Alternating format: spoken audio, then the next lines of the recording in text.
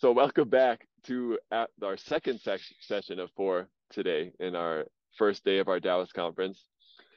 Our next speaker is someone who is an incredible resource for the Dallas community, and I couldn't imagine someone better suited to speak on situating health cultivation practices. A PhD and professor in Brown University's Contemplative Studies program, he has a unique knack for being able to teach a class accessible to complete beginners while dropping in knowledge that someone who practiced for decades might not know. I think I've only taken several formal classes with him, but I've learned so much from training alongside him and even just through conversation. So generous in sharing his wealth of knowledge and context and helped me to understand some key points surrounding martial arts, Taoist meditation, and Qigong that sometimes I feel like he's been a teacher of mine, even though formally that's not been the case. Larson actually inspired me to go way deeper into meditation years ago, just by sharing some of his experiences and making it seem so simple. And I think it takes a depth of experience and a depth of knowledge to be able to relate something that may appear to be complicated and abstract in a way that's actually quite simple. And so he's somebody who really walks the walk as a practitioner in addition to being an academic. And Dallas Gate is really lucky to have him in close community. So without further ado, Larson Di Fiore. Well, thank you so much, Sam. That was a very warm and generous introduction. I hope I can live up to it again today.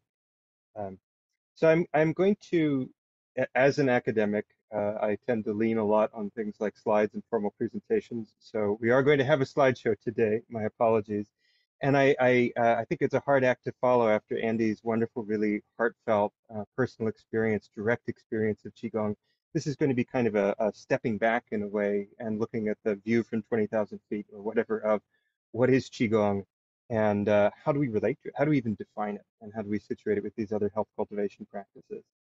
So I'm going to try to pull up the slides, and I'm going to have to ask for your help to make sure that they are showing up correctly. Let's see. So I'm going to play from the start. So it looks good. And if I move to the second slide, okay. Last time I was here and I was talking, I ended up staying on the title card for half the talk, and that was not ideal. Anyway, so I'm going to begin to the talk today is going to be about situating health cultivation practices, and I'm going to focus mostly on Qigong, but I will talk about a number of others, some Taiji Chuan and some other health cultivation practices as well, in kind of a broad overview. And a lot of this comes out of, so this is the personal element to the talk, is it comes out of some of my own teaching. And I think one thing that's very unusual about what I do is that I combine in this program we have at the university, at Brown University, where I teach, we have a program called Contemplative Studies that is innovative. Actually, my boss at Brown University and my teacher and mentor, Harold Roth, sort of innovated this when in the early 2000s he started combining actual practical experience of meditation with the instruction of it in the classroom. So what he would do is you would read a text or you'd read a history about a particular meditation practice, and then you would actually do it in a separate lab, a separate time period, and be able to combine those and put those in conversation. And we're in conversation with a much larger field that goes beyond the university that is really interested in this kind of interdisciplinary approach to contemplative practices and experiences writ large. So contemplative practice is a fancy way of talking about a whole variety of techniques, from formal meditation to things like being deeply involved in a creative project in the arts and music and becoming completely absorbed in it, or athletic activities and getting in the zone and becoming totally focused, or even something like hiking in nature and seeing a vista and seeing a sunset or looking out over the ocean or in the mountains and becoming fully absorbed, letting that sort of sense of regular consciousness drop away and having this sense of connection, focus, and awareness of the world at hand. And so we're interested in those kinds of experiences and the kinds of practices that foster them. So we're in dialogue with a lot of scientific and clinical research. Probably many of you have seen photos of like Buddhist monks with the EEG caps on their heads or getting stuck in MRI machines so that scientists can scan their brains while they're meditating and figure out what's going on. So there's some of that. There's also clinical research, which in the case of something like Qigong is particularly interesting. We recently had at Brown University, just this year, published a study on the effects of certain types of Qigong on cancer survivors, the ability to combat fatigue. So there's actual research going on and people I'm in dialogue with regularly and working with in that regard. But we also want to combine in, and this is where a lot of my instruction comes in, the cultural and historical context from which these practices arose and in which they continue to be embedded. So this is the original cultures, if they have religious affiliations, what the theories are related to them. We talk about creative and personal applications. So this is a lot of my students end up being art students. And so they are always interested in how these practices then affect their creative vision and their ability to express themselves. And personal applications more broadly. And that can range from interest in improving our health to people who are maybe interested in deeper insights about the meaning of life or those kind of big questions. And so part of what we do in the classroom that I think is also really unique is we foster what we call critical first-person perspectives that come from the experience themselves, which are also sometimes critical subjectivity, which is the ability to really examine, explore, and express what we're experiencing that would otherwise be internal and be silent. So this can be physical experiences, emotions, thoughts. So a lot of the things Andy was talking about, this idea that, you know, we're the only ones who know what's going on in our body. And even if we're going to a doctor or we're going to an expert, we have to, on some level, convey something. So that's part of it. Or also when we're interacting with other people, we're always carrying some kind of perspective with us. And that can affect the contours of the interactions we have, and we may not even know it unless we sit down and explore. So we hope to give those sort of critical first-person perspectives, the ability to understand, explore, express those internal states to our students. That's part of our pedagogy. Um, so in my classes in specific, so I teach a course, it's been a number of times. I'm going to be teaching it again, I think for the 5th time this fall, a course on Qigong and Taiji Chuan, which goes into the depths of the history and the theory behind practices of Qigong and Taiji Chuan and other sort of Qi-related techniques of health cultivation in China. And a lot of this talk is going to be kind of a summary of the questions I asked in the class. It's hard to fit a whole semester's worth of content in. We're going to focus on the key questions. And I'll apologize in advance. I'm not going to give a lot of answers today. It's going to be more give you a lot of things to think about, and you can come up with answers on your own and ways to think of. Each of us can think about our own positionality in relation to these practices, how we relate, where we are, what we're doing with them, where we want to go with them, what kind of practices we're inheriting them from, those sorts of things that I think are really important and maybe um, certainly if you're coming new to the practices is essential. But I think also for those of us who've been practicing for a long time, sometimes it's good to step back and kind of have that broader view of where we are in relation to this broader sense of practices. So what are the health cultivation practices? These are the questions, a lot of the questions I ask. What is the history and context from which they arose? What is the theory of how they work? This is a really interesting one.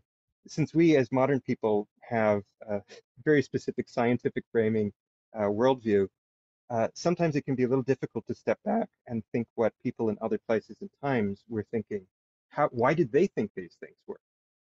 There's a logic inherent in them. It's not just that people made it up, but they did them for a reason. What was the reason? And sometimes being able to step a little bit into their shoes, try to understand why they were doing them, that can help us then to draw better comparisons rather than having knee-jerk reactions based on our own position. That's that critical subjectivity again. And that ties into the how do we as modern people use them? When we're using them personally, what are our motivations? What's the best context for doing the practices and approaching them? What are the best ones for us? What is the best way to see ourselves in relation to them? And then also to think about this in terms of research and clinical applications. Again, a lot of my students will go on to actually become researchers at universities or doctors or engage in social work and therapy. And so this becomes a really critical question. What do researchers need to know about the practices to be able to study them? So we won't cover everything in great depth, but I'll try to give a little bit of a taste of this in the talk today. So let's start with some specific things about looking at Qigong. These are more specific questions. How do we distinguish different types of practices? There's a lot of different types of Qigong. I think that was coming up in the talk earlier today. You know, there's types that are more relaxing. There's types you can do seated. There's types you can do standing. There's types you can do moving. There's types that involve tension. There's types that involve relaxation. How do we distinguish these? How do we understand this, what seems to be a hodgepodge of different practices at first? How do we approach them? So we can think about where do they come from, what are they done for, and then what kind of methods are employed in them to be able to bring about those effects. And then another question I like to bring up is, and I think this is particularly pertinent for this kind of context with Taoist Gate and the Wudang lineage, what is the intersection of health and medicine with religion and with Chinese culture as a whole? So how do we understand these practices in their original context, right? So if somebody who sees themselves as a committed Taoist is practicing, are they doing it differently than somebody who's doing it explicitly to address a specific condition, for example? Um, and then once we have this knowledge, how do we come back to our own perspective, our own critical subjectivity, how do we relate to them? What are we doing? And how do we make sure that we have appropriate, respectful, and effective transmission that understands where it's coming from and make sure that we're giving the best that we can to a new generation in this now kind of global arena of transmission that's going on. So looking at Qigong, and these are the specific questions I asked. What is it? How old is it? How do the original sources claim it works? How is it transmitted? How is it different from other health cultivation practices like Tai Chi Chuan? And what sorts of studies can or should researchers do? And I'll try to address these in the slides that follow. So I'm going to start with some modern definitions of Qigong. So these are from two books that I use regularly in my classes to teach. I think I definitely recommend is if you're interested in reading more. First is by Kenneth Cohen, who is a very well-known and very respected Qigong teacher in the United States. And so he defines it as, in his 1999 book, Qigong is a holistic system of self-healing exercise and meditation, an ancient evolving practice that includes healing posture, movement, self-massage, breathing techniques, and meditation. And the second quote here comes from a teacher of mine that I've studied with very, very extensively for almost 20 years now, and his teacher. So I've studied with Wu Wenqing and then his teacher, Liang Shouyu, who are both still active and teaching today. And they define Qigong in the following manner. They say, today, Qigong is most often referred to as any set of breathing and qi circulation techniques that are capable of improving health, preventing illness, and strengthening the body. Now, a few things I want to highlight in both of these definitions. You'll see that both of them are fairly general, right? So you look at Qigong as a holistic system that includes all of these different components, or is referred to as any set of breathing or Qigong circulation techniques. Both of these are fairly broad. Both of them also focus on the health aspects of Qigong practice, so that is very key. And the embodied nature of Qigong practice, that's also very key. And both also mention breathing, which comes up a lot in Qigong practice, although there are Qigong teachers that will assert there are Qigong practices that don't engage with breath much at all. That's a problem in talking about Qigong. There's always an exception. Um, Qi circulation comes up in only one of the two definitions, but it's present in both of their works and is fundamental to both of them. So just keep those definitions in mind. This is the way that modern teachers are talking about Qigong as we look and try to analyze them more. And it's important to look at this from a modern perspective because Qigong, as we know it today, is actually fairly new. The term Qigong itself, which Qigong, the two characters together mean Qi is vital energy. I could go on for a long time about Qi. I'm going to assume in this context that most people have a little bit of an idea about Qi, so I'm not going to elaborate on it too much. But it's a kind of vital energy that animates the body and influences health and well-being. And Gong refers to a skill that is gained through a lot of effort, or a kind of merit that's gained through a lot of effort, consistent and persistent effort. So this is skill with Qi gained through effort. And that term appears in some various pre-modern texts, but it isn't used in the same way we see it today to refer to specific sets of practices. The term as we know it today is really a 20th century term. And here's another book I'd really recommend for anybody who wants to know the history of modern Qigong. David Palmer's Qigong Fever, Body, Science, and Utopia in China is a really in-depth study of how this came to be and all the sort of political, social, cultural forces that acted to create Qigong as something that draws on these pre-existing, what Palmer calls traditional body technologies, these kind of existing practices, but then presents them in a new way that engages with modern science and medicine quite consciously, and how it's affected throughout the 20th century. Rise and fall in popularity, different things that affect it. It's really good. But he dates it very specifically to March 3rd, 1949. If you're interested in the details, you can look at it. It has to do with specific people introducing things and promulgating public campaigns. But we'll just say, needless to say, it arises in the middle of the 20th century. And it's this kind of new concoction or this new way of looking at these traditional technologies, these techniques. So here's this is what is contained under Qigong. So these are taxonomies. These are derived from the different sources that I've been talking about so far, from Kenneth Cohen's and from Liang and Wu's book, and a little bit from David Palmer's discussions and some others. We can try to categorize Qigong from different perspectives. So one is from origin. These are 5 typical categories: medical traditions, from oriented primarily towards health and healing, originated by doctors who would have medical lineages passed down through generations. Then you have what would be, you could consider 3 religious or possibly philosophical ways of exploring it through Buddhist, Taoist, and Confucian approaches. And then you have martial Qigong, which is passed down through martial arts lineages. Now, one thing you can see immediately by looking at this origin aspect is we can assume that not all Qigong practices would have been practiced by every practitioner. And some of them, maybe a Buddhist practice and a Confucian practice, may not have been done by the same person, may have very radically different goals. So that's something to keep in mind whenever we're learning a new Qigong technique. Where is this coming from? What is it trying to do?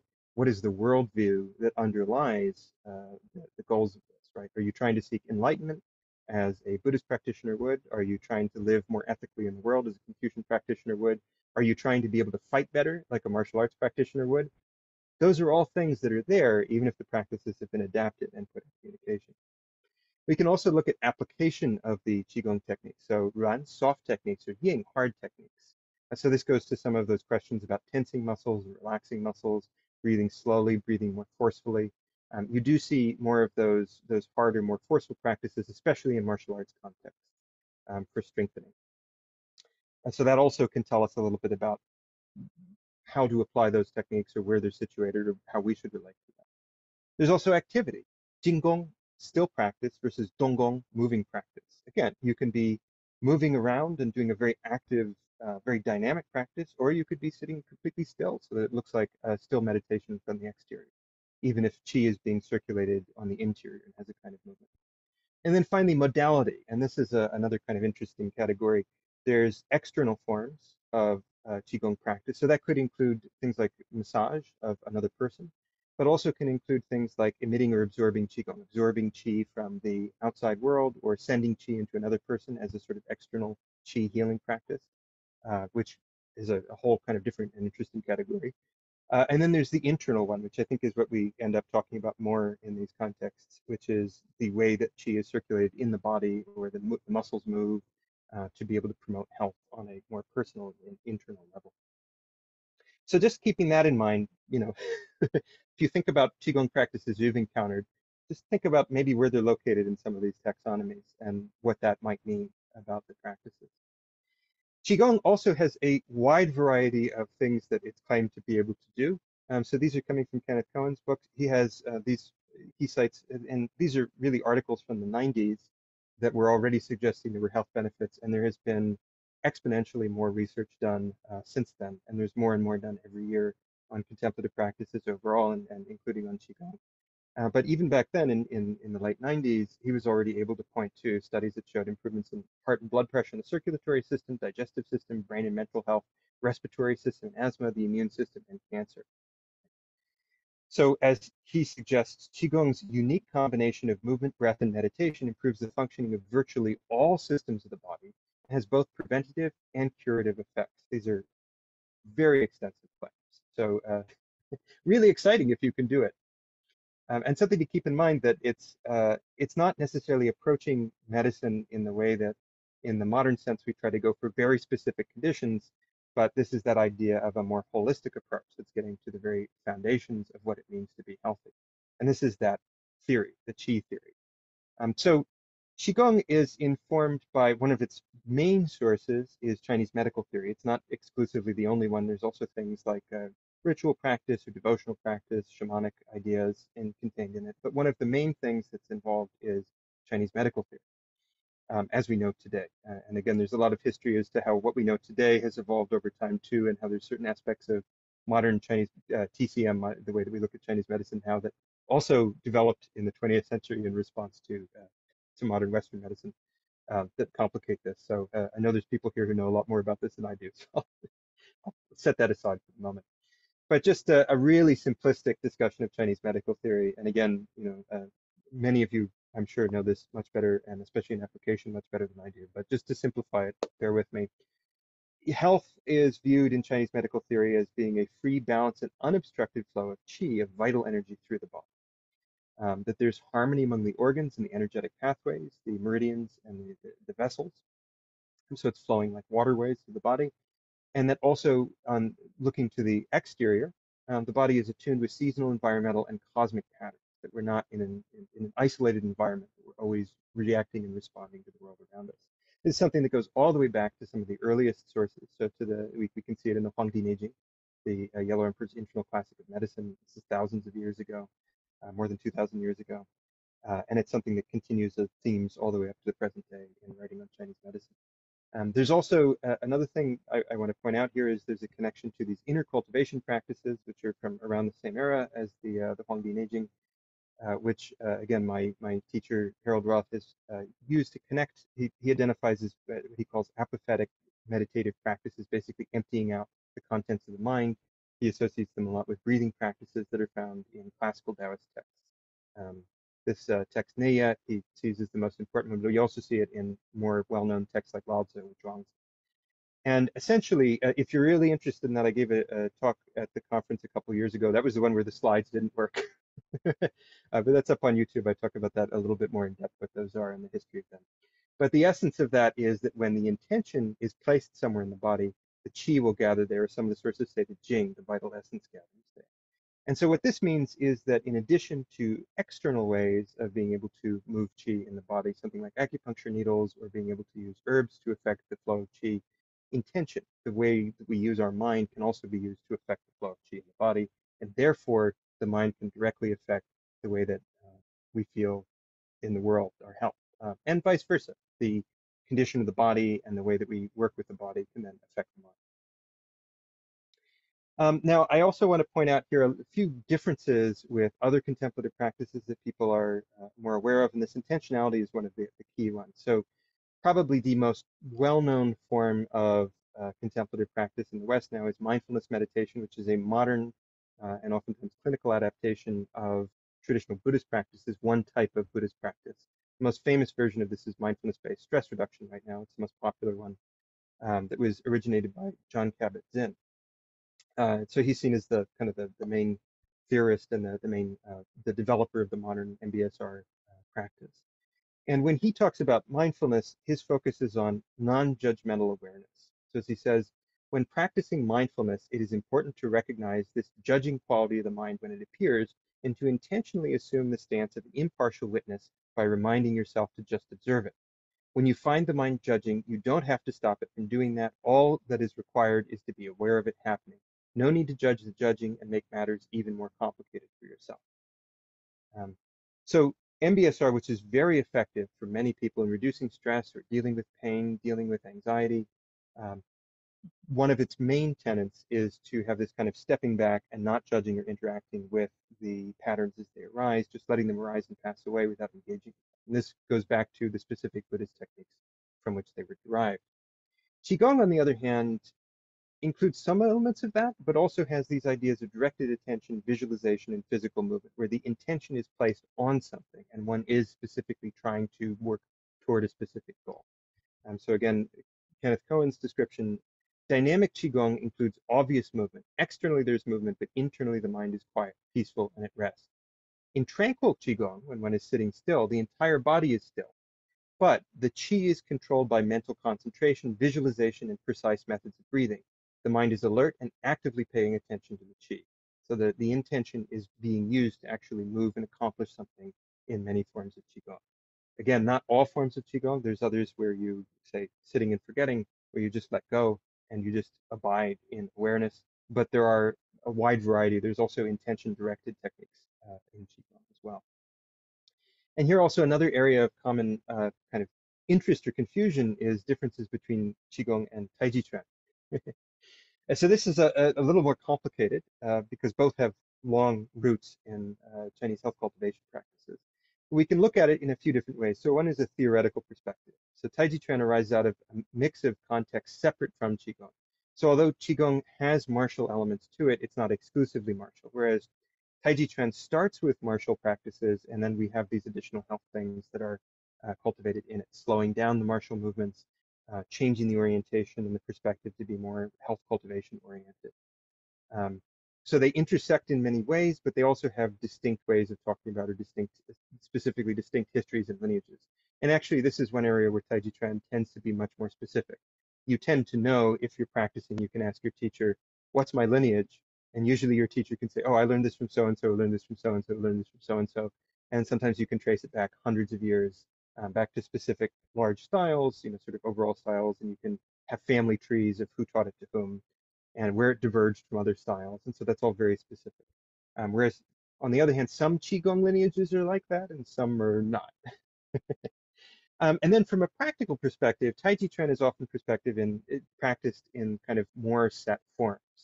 So like most of the traditional lineages have 108 posture forms. And so you will do those one after another. It's a set form. Many of us have learned a variety of forms at this point. And so those prioritize movement specifically. You start from movement and you combine it with breath and you combine it with intention awareness to build this health cultivation. Whereas Qigong, sometimes you'll see a set, something like Baduan Jin or the Wu Qin Qi, the five animal frolics that have specific movements that are done in a specific order, but you also see other Qigong sets that are just, well, hey, if you want to work with the stomach spleen, do this practice. Or if you want to work with the lungs, do this one. And it's not specific. And so there's a lot more variety to Qigong as a whole. And again, that comes from Taiji Chuan is a category that exists before the modern era. Qigong is a fairly modern practice. On the other hand, they also have a lot of similarities, right? So both focus attention on movement, both have awareness of interaction with qi, both have this harmony of mind, body, and breath, right? And you also see Taiji Chuan movements adopted into Qigong sets, and possibly, depending on how you define Qigong, vice versa. So this leads to some interesting questions. Can you do Taiji Chuan as Qigong specifically? Does Taiji Chuan contain Qigong movements? Is Qigong derived from Taiji Chuan? These are all questions that if you ask different teachers, you'll get different answers. So I'm not going to try to venture and give a definitive one. But now here's the connection to Taoism. Both appeal to Taoist imagery, practices, and text as sources. So I'll kind of go through this a little bit more quickly because I'm aware we're coming up on time. Whenever we talk about Taoism, it's really difficult to define what Taoism is. Even just in academic circles, I have seen people half joking, half not joking that maybe the only way they could resolve the differences in defining Taoism is by fighting it out in the boxing ring. And these are by scholars and professors you otherwise wouldn't think of as doing such a thing. So we'll say it's really hard. Everybody's going to have a slightly different definition of this. Some people say that only ordained Taoists qualify, right? So you have to be ordained, you have to have received precepts or other specific things that make you a Taoist. But others say that's not necessarily it. Is citing a Taoist text like the Lao Tzu enough or the Tao Te Ching enough to make you qualify or qualify as a Taoist practice? Which ones count? Can it be something that's non-canonical? Right? Is appealing to Taoist cosmology. So if you're talking about yin and yang, the five phases, the eight trigrams, or you're talking about Taoist divinities, is that enough? And we'll also see that there's many different Taoist movements, and they oftentimes contradict each other. So in short, it's really difficult. And you ask different people, you'll get different answers. And sometimes the best thing you can do is just say, if a teacher says, yeah, this is Taoist, I see it as Taoist, sometimes we have to kind of embrace that direct expression. So examples in Taiji Chuan, we often see appeals to it. Taiji Chuan, there's a legend that Taiji Chuan originates with Zhang Sanfang, who is closely associated with Wudang Mountain. So Wudang is closely associated with Taiji Chuan. And so that means that there's a close association of Taoism as kind of an originating philosophy for Taiji Chuan. And we see this continuing even in lineages that have gone beyond Wudang Mountain. So for example, in the Yang family, 40 chapters, there's a whole interesting history to this, but this is a Yang style Taiji Chuan text. It was discovered in the 20th century. Um, if you're interested in these sorts of things, I definitely recommend looking at Douglas Wilde's work and talking about the history of Taiji Chuan and translations of classics. He's an excellent scholar as well.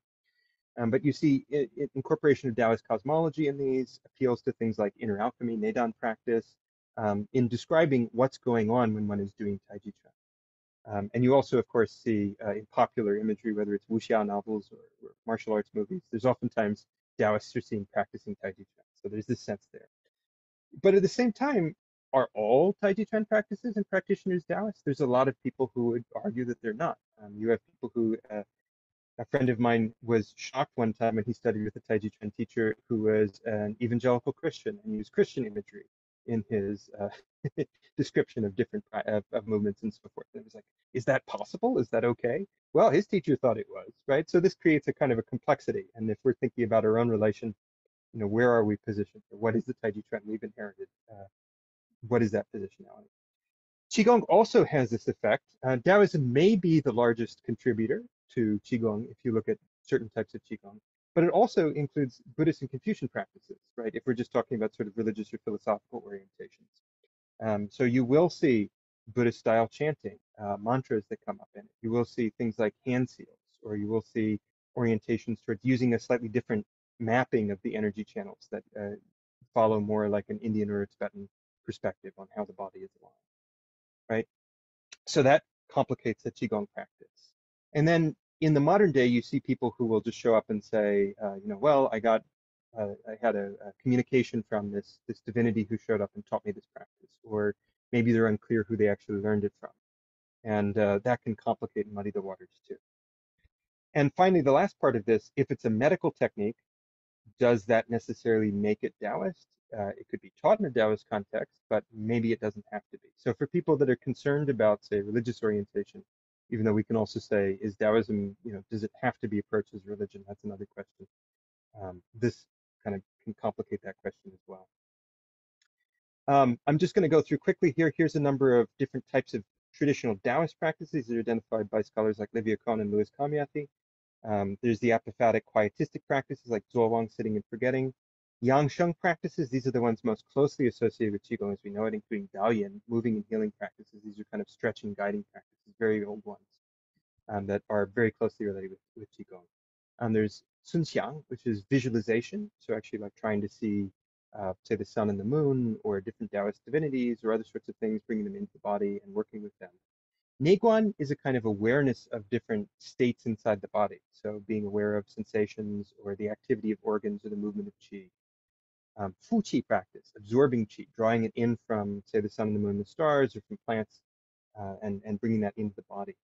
And then finally, Neidan practice, inner alchemy practice, that combines a lot of these different aspects to try to transform the human body through use of these different pathways and energies. And there's a lot of other Taoist practices related to things like ethics, ritual, chanting, diet, medicine, seasonal practices. That's in addition to these kind of more what we would think of as contemplative practices. And that's something that's really important when looking at Taoist stuff, right? So if we ask what's the difference between Qigong and these sort of traditional Taoist orientations, one aspect is the goal, right? So most people pursue Qigong for the purposes of health cultivation, health and healing, not necessarily to become a Xian, sometimes translated as immortal, or merging with the Tao, which would be more common goals for a Taoist practitioner. There's also intensity. Although some people practice Qigong very, very intensely, most of it is intended for incorporation into daily life, something you might do for a period of time, 20 minutes, an hour a day, but not necessarily your full-time occupation. Whereas a lot of Taoist practices were intended, you go up in the mountains, live in a hut, and just do that all day long. And then finally, going along with that part, the lifestyle. There's a lot of behavioral dimensions that come along with Taoist practices, including ethical ones like precepts, things like vegetarianism or abstaining from alcohol, things like that. Overall asceticism, say living in a monastery or becoming a hermit, that go along with the Taoist practices that are, there's some aspects of diet that go into Qigong, but usually are not as strict. And having said that, though, not all Taoists do these. And I'll just kind of quickly mention there's a lot of different ways for people to live as Taoists, even people who are very clearly ordained and committed Taoists. They might live in a local community. There's people who were literati scholars who did Taoist techniques. Do they count? Or Buddhists who did Taoist techniques. Do they count? We've got 20th century practitioners who were starting to promote things and the practices to wider audiences outside of traditional monastic ones. And you also see a lot of Qigong teachers who specifically advocate for an ethical lifestyle and will say, you can practice the movements all you want, but if you don't take on the fundamental worldview, which includes these ethical dimensions, the practices will not be effective. And along with that, if you're doing Qigong, but your diet is terrible and you're angry all the time and it may not be all that helpful, right? So again, looking at these sort of different aspects, Qigong is really kind of emerged in conversation with modern medicine and science, intended to be studied in clinical settings to get government approval and to meet sometimes regulatory boards in China originally, but now we're having this conversation around the world. And so this raises this kind of interesting question when we're coming into this intersection, this meeting of East and West, of tradition and modernity. Um, you'll see a lot of researchers who just want to look at just the movements or just the way that the brain is working in the practices and not this sort of larger dimension of behavior and lifestyle. But should we really think of those things as being, what you would think of in pharmaceutical research as inactive ingredients? Or are those really key components to the effectiveness of the practices themselves? So this leads to the final set of this when we're thinking about this in our own personal practices. It fundamentally comes down to our motivations. Why are we practicing? What are we hoping to attain? Who are we learning from? So where do we see ourselves in positionality, right? Are our teachers primarily looking at it from a medical perspective? Are they committed Taoists? Are they committed Buddhists? Are they martial artists? How does that affect what we're learning? And then as we are learning and we go along, what are the practices that we value? What are the ones that are working the most for us? And then how are we transmitting them if that becomes part of how we feel we are responsible for them and part of our mission? And so even if we are in the moment of the practice, because we don't want to be thinking about all these things when we're actually doing, we just want to be there. Even if we are emphasizing that in the moment of the practice itself, it's sometimes helpful to step back and think about this sort of larger context and how it fits into our lives as a whole. So I'm going to leave it there, and I'm happy to kind of talk over the questions. Sorry for going a little bit longer than planned. No, that's perfectly fine. Thank you, Larson, for that talk. I'm definitely going to be, referring certain people with questions to actually this lecture as a great resource in that way as well. I'll go through some questions. And so we'll just start from the first question that we got here from the ancient name, and I believe we were talking about Qigong at the time, was Dao Yin. And I think you already touched on that somewhat, but I don't know if you want to elaborate more on the relationship between Dao Yin historically and Qigong. Sure.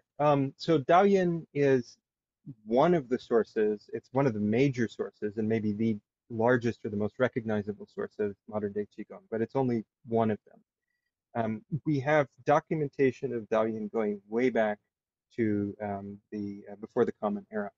So we have mentions if you're familiar with the Zhuangzi, this Taoist text, there are references to things like people doing the bird hang and the bear stretch, which sound an awful lot like the sort of modern day Qigong practices, and also different breath exercises. So it refers to tubu na xin, to spit out the old and draw in the new. And that is sometimes abbreviated just as tuna, which is a whole set of breathing practices. Now, were they doing exactly what we're doing today? Almost certainly not, because things have changed over time. Um, and the Zhuangzi actually, interestingly, has kind of a hands-off relationship with the practices.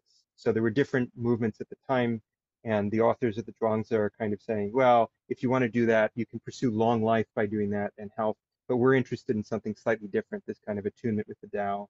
And so they are emphasizing a slightly different set of practices. It's unclear if they would also do the sort of Dalian practices, but we saw them as being sort of secondary, and the problem was, oh, you're doing them exclusively, and we want to do something else, or if they just saw themselves as being totally different camps. That's not really clear. The other main source we have, or we actually have pictures. So there was a scroll, the Daoyin Tu, the chart of Dalian, of guiding and pulling exercises, that was excavated from a tomb at Mawangdui, which was sealed in the 2nd century BCE. It's on silk, it's a big silk scroll, and there's a bunch of different pictures of people doing different postures of men and women and these different sort of stretching postures. Some of it's been damaged. There have been attempts to reconstruct it. So you can find both photos of the original with its damage, and then also people who've redone the drawings to try to reconstruct them. And there have been some Qigong teachers in the modern day who have tried to actually do the movements and create sets based on the Dalian Tu. But again, the problem with still images is you don't know what the connections were between them. This is why studying the history of physical practices before the modern era and before film is really difficult, because you can see this posture and this posture, but how did you get between them, right? You don't know. So that there is a very long history, but Dalian is just one of the components. I referenced some of those others, like absorbing qi. You'll see people who do some of those practices. You'll see other practices related to expressing qi, sending it, and healing. And then some of the meditation practices will derive from things like inner alchemy. That's connected a little bit with Dalian, but not necessarily. Another aspect of Dalian that I think is cool, just this last thing, one of the things that's said about it is, whereas you do things like Tuina, massage for somebody else's massage, Dalian is like massage you do on yourself. So when you're twisting and you're pulling, it's not just stretching, but it's also twisting to massage the internal organs. So the repetitive movement is actually helping to get into the deep tissues and the organs themselves and kind of massage and work them and get them flowing again.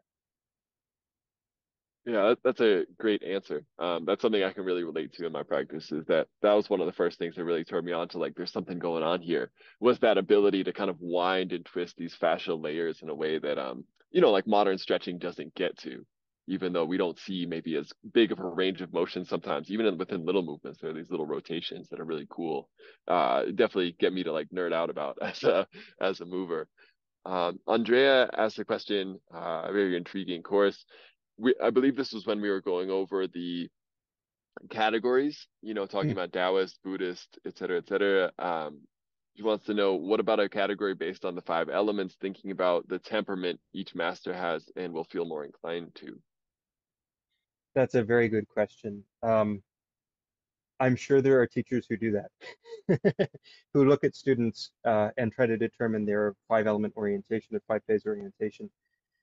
In Chinese contexts, it's even as specific as the characters that people have in their names. The way they write their names can indicate certain elements of their five-phase orientation, or are used to their given names to try to compensate from or enhance different parts of the time they're born and the cosmology that surrounds that. So there are whole systems that are based around how to develop that kind of five-phase cosmology. A lot of the qigong systems, however, try to emphasize so things like the six healing sounds or five healing sounds that are designed to be different sounds oriented with the organs. Andy was actually talking about with the stomach spleen earlier. That's one of the sounds. But each organ has a sound associated with it. There's also a long history of that. There's a great article by Catherine Despo on the history of the six healing sounds, if anyone's interested in looking up. But uh, a lot of you'll sometimes see someone who says, "Oh, you can do them individually," but a lot of teachers will say you want to do them all together, and in order to try to maintain balance, rather than focusing on one specific, unless you have a really good reason to focus on one specific condition. So again, it's like the tensing exercises or the fast breathing exercises that may be very useful for some people in specific contexts, like you're a really well-trained martial artist and you're getting ready to fight, you may want to really strengthen yourself. But that is probably not the best for a general audience coming in. Relaxation is probably better for, especially in the modern day, we have a lot of weird stresses on us constantly. Yeah, totally. I appreciate you touching on the martial aspect too, because sometimes people, you see occasionally someone will confuse, oh, Qigong is a health practice, and then they'll be doing something that looks expressly martial, as though it's going to strengthen your internal organs. And it's like, I don't, actually, you're just taking a lot of punches there. That's not quite, it's not necessarily a health promoting practice. Exactly. Bill has a great question as well. In your opinion, is there a difference in the quality of stillness of mind between an apophatic meditation practice and Qigong? And do you consider the practices to be mutually beneficial? So I'll start by saying it, depending on your definition of Qigong, you may include apophatic practices. But we'll say, looking at it more broadly, when I teach different meditation practices and qigong practices, I do tend to separate those, and I see the apophatic as being having slightly different commitments. Apophatic practices do produce a very different state of mind, and you can lead into it with qigong. You can use them in concert with each other. So if you look at like Taoist Neidan texts, the inner alchemy texts, oftentimes you see that they're pairing what we would think of as qigong, where you're doing some kind of intentional direction of qi in the body, or even some physical movements, with these apophatic practices that usually end up bookended. So you see it at the beginning of the practice, and you see it as the concluding and the final thing that they do. So some people who read this will say, "Well, why would you do the qigong stuff in the middle anyway if it's just the apophatic?" But if you can do that, that's great. But not everybody is that appropriate for. But they do produce really different situations, and they're appropriate for different kinds of people. So some people have a lot of difficulty just, if you're doing a full-on apophatic practice, like Zhuang sitting and forgetting, you're supposed to just sit there. You don't have any point of focus. It's a non-structured meditation practice, so you're not even focusing on breath. You're just sitting there.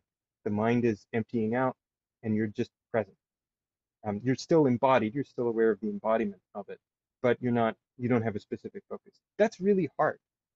It's easy to describe, but it's very, very hard to do. You can get somebody to show you the basic practice within a single session, but to be able to actually do it will take a long time. A lot of Qigong, on the other hand, whether it's moving or even if you're doing sort of visualization, it takes a lot longer to teach the basic practices, but because you have something to focus on, it can be easier. And so they do create different kinds of attention. There's a little bit more of a focused attention that you're building with, if you're really paying attention to qi, the feeling of qi in the palm of your hand or in your lower dantian, lower abdomen, right? That's a very specific kind of concentrated focus. Or if you're feeling the movement, that's a kind of engaging the whole body. And the two pair really well together, and there's places where they blur. But I do think that especially starting out, there's a very distinct difference. And if you're trying one and it's not working, you can try the other. I've seen a lot of people who just cannot do one for the life of them, and then they start trying another type of practice, and then it starts working, and then they can come back to the first one and they find they're able to do it much better. Yeah, I think that's a great answer. Being able to, they definitely work in concert with each other, but you're right. They're completely different goals to Yeah. begin with. Um, a question that came up for me when you were going over the definition of qigong and talking about, obviously, it comes from certain origins, but do any of your teachers ever look at something from outside of the culture Hmm. and say, hey, like what they're doing is qigong. They might not be calling it qigong, but that definition makes me, reminds me of so many different things from so many different areas. I don't know what you think or what your teachers think. I'm honestly curious. This is a really this is an interesting question because I think there's a lot of different views on it. So some people want to be as traditional as possible. And some of them will even try to distinguish what they're doing from Qigong as a broad field and try to be much more specific about this is from such and such a lineage, this is exactly what I'm doing, and try to transmit it as closely to the original as possible. Um, and I think there are very good reasons for that. Each Qigong system, each traditional practice system kind of has its own safeguards. So there's things that can happen when doing different practices that are not necessarily desirable. And just like if you think about on the physical level, if your alignment is wrong, you can end up hurting your knees if you've got your foot aligned the wrong way. And similar things can happen if you're working with your chi in a way that, is you're doing it. Usually it's if you do it too intensively and with too much effort. That's the main problem that people run themselves into. And if you're doing it without a teacher or guidance. So traditional systems have kind of built-in safeguards a lot of the time. So if you learn from a teacher who has a specific system and you do it step by step, then it tends to be that the problems aren't really problems because you've already learned tools to deal with them by the time you encounter them. But there are a lot of modern teachers now who are just like Qigong itself, like that we're talking about as a phenomenon starting in the 1950s, is an engagement with a lot of different traditions. So if you're doing, say, esoteric Buddhist practice and Neidan practice together, there were people doing that in the 18th and 19th century, but we're also seeing ways that they're interacting that maybe they really weren't in the past. Or if they were, it was very, very specific contexts. And you'll find people who don't have a lot of background who are now going into something that we're very specific for renunciants who are going to be very hardcore practitioners, right? So there's a little bit of a caveat with that. And we also see now in engagement with people outside of China. So for example, yoga practitioners, you see a lot of overlap between Taiji Chuan or Qigong and yoga practitioners, or people who are combining Chinese medicine, Ayurvedic medicine, Tibetan medicine, or even going further afield and looking at traditional Western medicine and different techniques, or even modern techniques, things like Alexander Method, Feldenkrais, other sorts of techniques. So we do see a lot of, and it's actually a really interesting time to be learning because there's so much conversation going on. Um, and so sometimes that can be really, really beneficial. It depends on, I think, where the person's coming from and how they're keeping all the elements together. And then the last part of that too, among my teachers, so I haven't had teachers that have that much of a range of uh, different techniques that they bring in. But one thing that has come up a lot with some of my teachers is about imagery and about adapting. So this is a question about translation versus, you know, in modern media, we talk about translation versus localization, right? You could translate something quite literally, word for word, and yet it might not mean something to the audience who is receiving it because it's using concepts that are not familiar. So, you know, I've had some teachers talk about, well, all right, so this practice involves a visualization where you see the Bodhisattva Guanyin in it. But maybe if you're coming from a traditional Christian background, Guanyin doesn't mean anything to you, and it's okay to substitute the Virgin Mary, for example, who plays somewhat of a similar role. And historically, this is actually something we've seen in East Asia, where you know, Guanyin, who's originally an Indian bodhisattva, kind of merges in some imagery with Shi Wangmu, the Queen Mother of the West, who is a Taoist deity. And then when Buddhism travels to Japan, both of those will sometimes merge with Amaterasu, the sun goddess, who is you know, seen as the progenitor of the imperial family and very, very important for Japan. So sometimes you see this kind of conflation of imagery. So there's historical precedent for that. And I think it goes back and forth. Some teachers will say, all right, you know, maybe the traditional thing says you see these fierce Buddhist or Taoist deities guarding you, but you could also substitute angels for that if that's something, or just sort of abstract energy if that's more comfortable for you. And I think that's a matter of debate and discussion going on right now in the practitioner community. Awesome. Yeah, that's a great overview. And it gives us some more to think about. Uh, Unless somebody jumps in, this might be our last question here. This is all great information. Definitely we'll be referencing these talking points. We'll research more deeply. And they want to know, can you tell us how you learned so much about this history? Oh boy. Uh, Mostly from nerding out, I think. You know, some people get really obsessed about batting averages, but this is what I ended up spending my spare time on.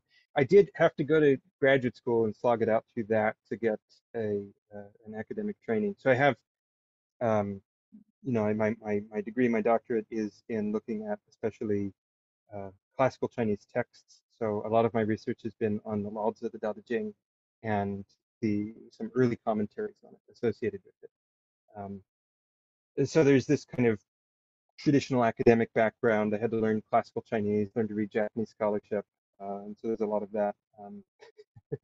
Just doing that and being in conversation with that community. And then the other side of it is what originally started out as a hobby of mine, an interest of mine for my own purposes, for improving my own health and well-being. Ever since I was a kid, my father introduced me to meditation and also started inspiring me to be interested in martial arts. Actually, originally it was Aikido that I was most interested in, but you know, I kind of ended up with Tai Chi Chuan and then into Chinese martial arts as a whole. So that's kind of led me down this path, and it's mostly just doing stuff. And there's no, I think again, like Andy was saying, there's no substitute for just doing it. I mean, you have to do the right stuff. You have to figure out what's working and what isn't. You have to examine that, and you have to get good teachers, and then you have to be persistent with it. But a lot of it is just accumulation over time, and having enthusiasm, like with anything. Definitely. Yeah. I think to summarize part of what Larson's saying too, it takes a little while to get to a place of understanding. That's one of the reasons why we really appreciate having Larson here with us, because he has taken so much time to go on this, to walk along this path as well as study, and can give us some of these insights that may have appeared convoluted at one time in a pretty simple and straightforward way. So I think that's where we'll wrap up today's morning session if you're on the East Coast. And we're going to return at 1:30